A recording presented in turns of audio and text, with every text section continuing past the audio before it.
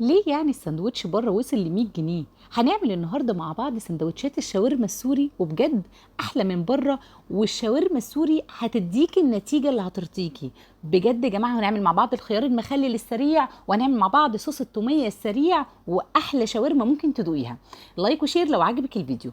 اول حاجه معايا كيلو من صدور البانيه مغسوله ومتصفيه كويس جدا، وبعد كده مقطعتها شرايح طوليه بالمنظر ده. نبدا ننزل بقى بثلاث فصوص من الثوم المفروم، ومعانا نص معلقه صغيره من الفلفل الاسود، وكمان هنزل معاكم برشه من الثوم البودر، وربع معلقه صغيره من البصل البودر، وكمان رشه من الزنجبيل البودر، ورشه من الحبهان البودره. كل المقادير هكتبها لكم في صندوق يعني في صندوق الوصف او اعلى الفيديو. المكون اللي مش ممكن تستغني عنه هو معلقه كبيره من المرقه الفوريه، مرقه الدجاج الفوريه، او مكعبين من المرقه. افركيهم كويس جدا وضيفيهم بالمنظر ده. بجد هتديكي نتيجه روعه جدا. ولو بناكل كلنا الشاورما من بره لازم يكون فيها مرقه دجاج، ما فيهاش كلام. وبعد كده هنزل معايا بمعلقه صغيره من السكر، وبتدي تيست حلو جدا مع كل التوابل والبهارات اللي احنا بنحطها دي، بتدي تعادل حلو جدا. يبقى ما ننساش كوبايه من الزبادي، والمكون الاساسي ما تستغنيش عنه معلقه صغيره مليانه من السماق. وبعد كده هنزل معايا بثلاث معالق كبار من الخل، وثلاث معالق كبار من زيت الزيتون. الشاورما السوري مشهوره بزيت الزيتون، ولكن لو مش عندك يبقى بديل ليها الزيت النباتي عادي جدا. وكمان معايا عصرتين ليمون. كل ده على مقادير كيلو. هنقلبهم كويس ونسيبها في التلاجة، يفضل ليله كامله، ولكن انا سبتها ساعه فقط ومفيش اي مشكله خالص.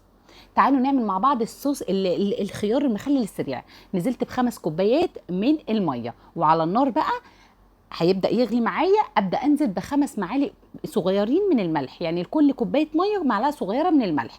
وبعد كده اديت معايا رشه كركم، ربع معلقه صغيره من الشطه، معلقه صغيره من السكر بيساعد على القرمشه، ورشه من الكركم بسيطه قوي يا بنات، وكمان معلقه صغيره من هريسه الشطه لو عندك، او الفلفل الاحمر بتبقى حلوه جدا، وخمس فصوص من الثوم المفروم.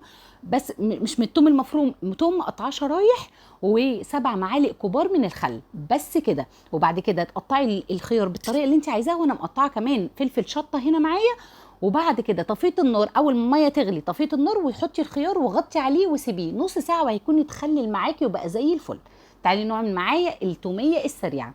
معايا 3 كوبايات من الزبادي او كوبايتين براحتك خالص. معايا 5 اكياس من المايونيز اللي هو الكبير اللي انتوا شايفينه ده، او 3 معالق كبار. تمام. وبعد كده اديت فص توم، رشه بسيطه فلفل اسود مش عايزه تحطيها مفيش مشكله. وبعد كده حطيت رشه ملح بسيطه ومعلقه صغيره من الخل. بس كده. تعالي لي بقى هنا نركز مع بعض في التسويه. انا نزلت معايا على نار عاليه فيها شويه زيت على طاسه كده او صينيه مفروده.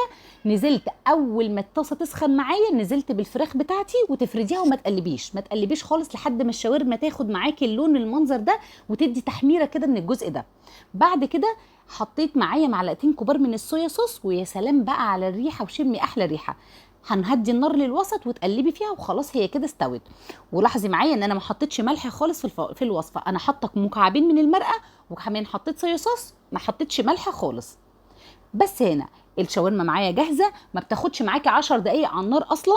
ومعايا العيش السوري بتاعك، او ما فيش مشكله عايزه تعمليها في سندوتشات فرنساوي فينو، عايزه تعمليها. احنا عن نفسنا بنفضلها يا جماعه. عندي كل البيت بيفضلها بالعيش الشامي. بيبقى عندي العيش الشامي اللي هو اللي انتوا شايفينه معاكم ده، الفرن السوداني اللي فتحت جديد. العيش بتاعها بيبقى محمل كده وبيشبع جدا، وبيبقى طعمه حلو جدا مع الشاورما السوري، حلو قوي. كل واحد وبراحته. هعمل معاكم كده وهعمل معاكم كده. العيش السوري معايا بنتنيه بالمنظر ده. وبعد كده بنبدا بقى نطبع الساندوتش بتاعنا، وبطريقه سهله وبسيطه خالص، ما فيهوش اي مشكله. بتحطي الاول صوص التوميه ده. ويا جماعه بعد كده لو عايزين معايا طريقه التوميه الاصليه اللي هي بالنشا، او معايا كذا طريقه حلوين جدا، هبقى اعمل لكم في فيديو منفصل. قولوا لي بس في التعليقات، وان شاء الله خير. بس ده لو عايزين نعمل الشاورما في نفس اليوم وصوص توميه سريع. هنبدا نحط الخيار المخلل. والشاورما السوري يا بنات ما بتحلاش غير بالخيار المخلل، بتبقى تحفه والطعم بيبقى خطير. بس كده. ونحط الشاورما بتاعتنا. حابه بقى تحمري بطاطس محمره وتحطي معاها بطاطس محمره، او جبنه موتزاريلا، دي ترجع لك انت. ببدا بقى اقفل من الجنب ده واقفل من الجنب دوت. وبعد كده نلف الساندوتش كالعادي خالص. وكمان يا جماعه ممكن تعملوه بالرقاق الطري، مفيش مشكله خالص. عيش سوري او رقاق طري مفيش مشكله. انا عملت بس 3 منه وخلاص. وبعرفك برضو ان انا في العيش الشامي بحط التوميه مع الخيار مع الشاورما وبس كده، وبتبقى سهله وسريعه. دلوقتي هروح على النار، ما جبتش اللقطه دي في التصوير، هنحط بس ايه العيش السوري معانا على النار يتحمر من الجوانب ويقرمش. بحط شويه زيت وعلى النار من فوق بتقلبي كده لحد ما يتحمر من كل الجوانب ويقرمش معاكي وبس كده. وعايزه اقول لك هتاكلي احلى سندوتشات شاورما، يا سلام بقى مع كوبايه كده بيبسي ولا حاجه، بتبقى خطيره بجد يا جماعه. كل اللي هيدوق منكم الشاورما بالمنظر ده وبالطعم ده حكايه هيدمنها ويقول لك بجد اديني الطريقه. طعمها خطير جدا، اقرب كتير لبتاعه بره للشاورما السوري، ويمكن احلى والله، هتحبوها في البيت احلى بكتير.